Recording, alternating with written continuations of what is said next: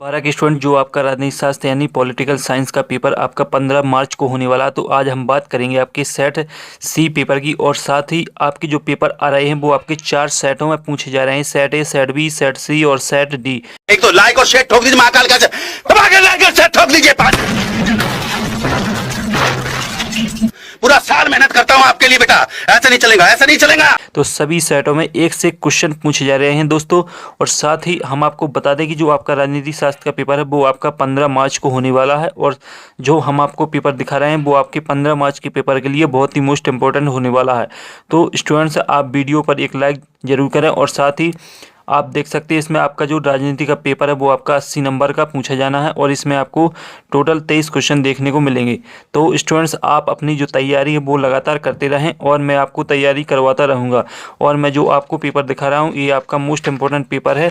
और यदि इस क्वेश्चन पेपर को आप देखते हैं और साथ ही इसका जो सॉल्यूशन है वो मैं आपको इसी वीडियो में देने वाला हूँ।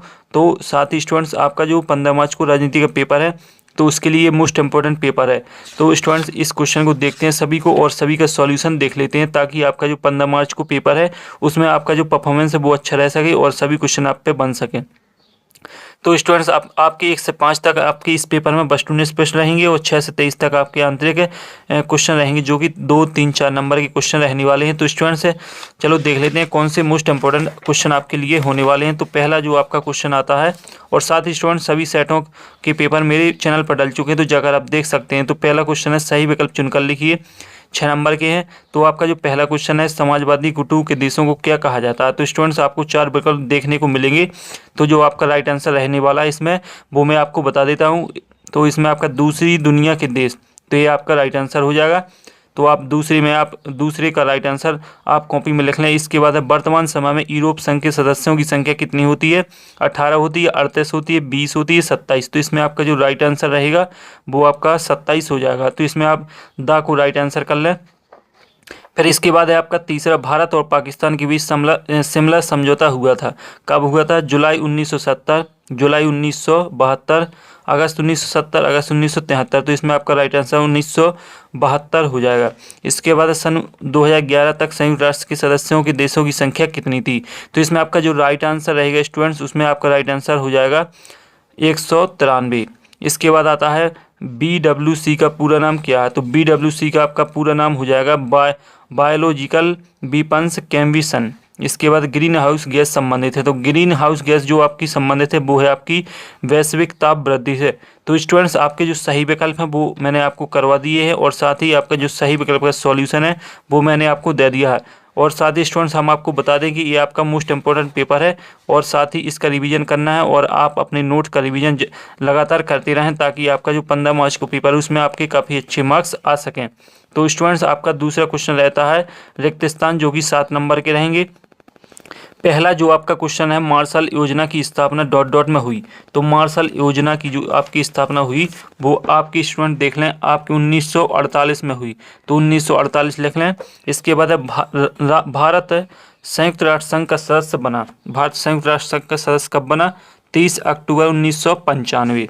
इसके बाद देख लें 1988 में पाकिस्तान ने ... मिसाइल का परीक्षण किया। तो इसमें आपका राइट आंसर हो जाएगा गौरी।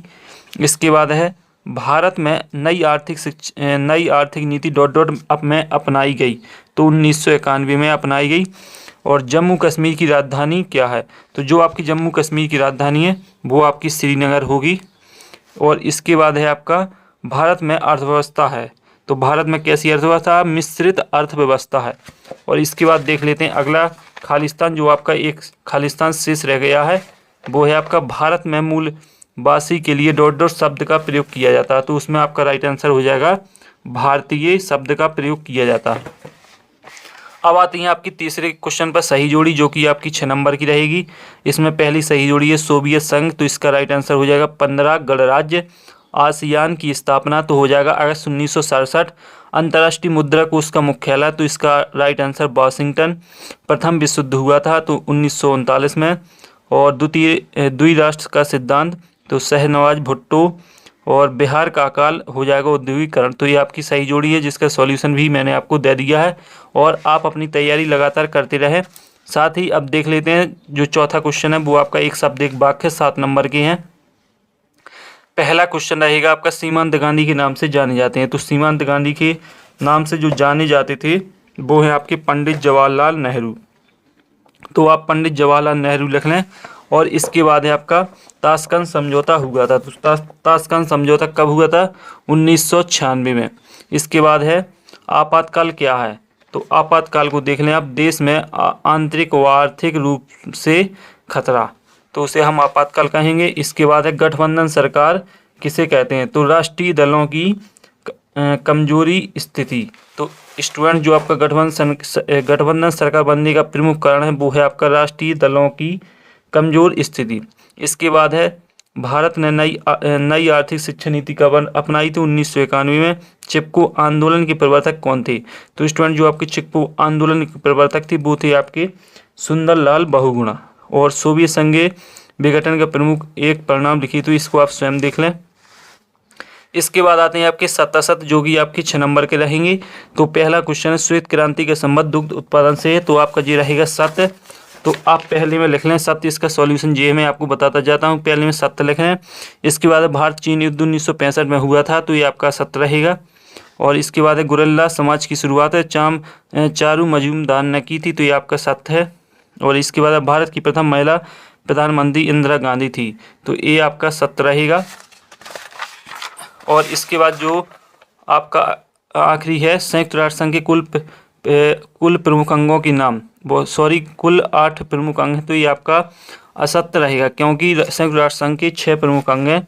और इसके बाद आपके सभी जो बहुविकल्पी क्वेश्चन है वो आपके संपूर्ण हो जाते हैं। इसके बाद हम बात करेंगे आपके 2 नंबर के क्वेश्चन की। तो 2 नंबर में जो आपका क्वेश्चन आता है उसे देख लें। तो आपका पहला क्वेश्चन है, सोवियत संघ के विघटन के 2 कारण लिखिए अथवा ध्रुवीकरण का क्या अर्थ है? आतंकवाद किसे कहते हैं? मानवाधिकार किसे कहते हैं? 7वां है आपका। 8वां देख लें। और इसका जो सॉल्यूशन है वो वीडियो के एंड में मिलेगा। तो ग्लोबल वार्मिंग क्या है? भूजल संकट के कारण लिखिए। और आर्थिक उदारीकरण क्या? तो स्टूडेंट्स ये सभी आपके 2 नंबर के क्वेश्चन हैं। और साथ ही जो आपका 10वां क्वेश्चन है, 10वां देख लें। नियोजन का अर्थ और परिभाषा बताइए। नियोजन के उद्देश्य लिखिए। 2 में से आपको किसी एक को करना है। विश्व बंधुत्व से क्या तात्पर्य है? भारत के पड़ोसी देशों के नाम लिखिए। ताशकंद समझौता क्या था? दल बदल का क्या अर्थ है? तो स्टूडेंट इसका सॉल्यूशन वीडियो के एंड में मिलने वाला आपको, तो वीडियो के आखिरी तक बने रहें। आपातकाल के प्रमुख घटक कौन कौन से हैं? लोकतांत्रिक व्यवस्था का संकट क्या होता है? और देश से केंद्र शासित राज्यों के नाम लिखिए। और राजा हरिहर कहाँ के राजा थे? गठबंधन की सरकार से क्या तात्पर्य है? और इसके बाद स्टूडेंट्स का जो अथवा है वो हम आपको बताने वाले हैं। तो जो इसका अथवा है वो देख लें। मंडल आयोग का गठन कब किया गया था? 16वां। सोवियत प्रणाली क्या थी? समझाइए। सोवियत प्रणाली की प्रमुख विशेषताएं लिखिए। 3 नंबर में अब स्टूडेंट्स आपके क्वेश्चन लग चुके हैं। आसियान के कार्यों को समझाइए, क्योंकि आपके जो 3 नंबर के क्वेश्चन है वो आपके 4 आने वाले हैं। और यूरोपीय यूनियन गठन के क्या उद्देश्य हैं? और आपका फिर 18वां राज्य पुनर्गठन आयोग को समझाइए। भारत विभाजन के प्रमुख कारण लिखिए। और 19वां क्षेत्रवाद पृथकतावाद में अंतर स्पष्ट कीजिए। क्षेत्रीयता के प्रमुख कारण लिखिए। 20वां भारत पाक के बीच कश्मीर समस्या को स्पष्ट कीजिए, जो आपका 4 नंबर का क्वेश्चन रहेगा। ताशकंद समझौता प्रमुख प्रावधान क्या थे? स्पष्ट कीजिए। और साथ ही है आपका संयुक्त राष्ट्र संघ के आधारभूत सिद्धांतों को समझाइए। और इसका जो अथवा रहेगा वो है आपका सुरक्षा परिषद के कार्यों का वर्णन कीजिए। 22वां भारत की विदेश नीति की प्रमुख कौन कौन से सिद्धांत समझाइए। गुटनिरपेक्षता नीति के प्रमुख उद्देश्य क्या है? समझाएं।